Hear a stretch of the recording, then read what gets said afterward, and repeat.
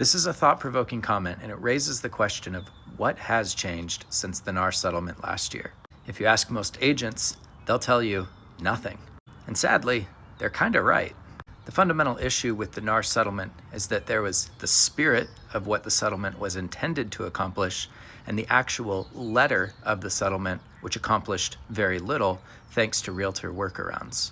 The spirit of the settlement was to decouple buyer agent commissions and listing agent commissions entirely, making it so that sellers were only responsible for compensation to their agent and buyers were responsible for compensating their agent. It left the door open for buyers and their agents to negotiate sellers compensating the buyer agent to help get a deal done, but it was supposed to remove sellers making any sort of upfront offer of compensation to buyers' agents. By removing any upfront offers of compensation, it would give buyers more leverage to negotiate lower fees with buyer agents, or at least make buyer agents compete upon the actual value that they bring to a transaction.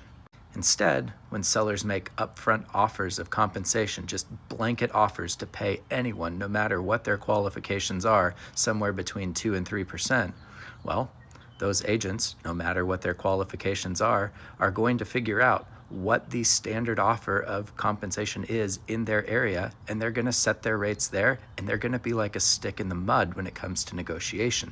Technically, this is still all allowed in the NAR settlement, just those offers of compensation can't be made in the MLS.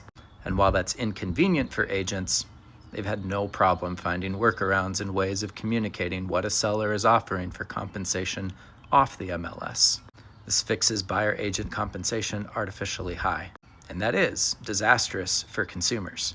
So I think the NAR settlement was good for creating conversations about agent compensation, but it actually has very little teeth when it comes to enforcing anything that's really going to change the industry. Which is why if there's going to be change, it has to be driven by consumers demanding better.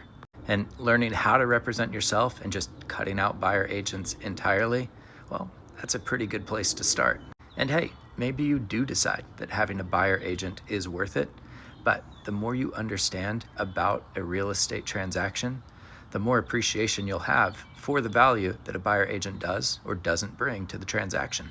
If there's anything good, though, that came out of the settlement, it's that buyers are realizing that buyer agents add a ton of money to the transaction costs. And that's why so many home buyers in particular are looking for alternative solutions.